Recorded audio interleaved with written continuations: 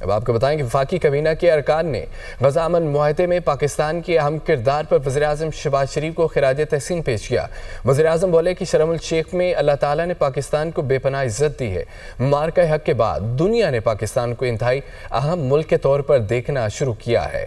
اجلاس کا حوالہ اس رپورٹ میں دیکھیے۔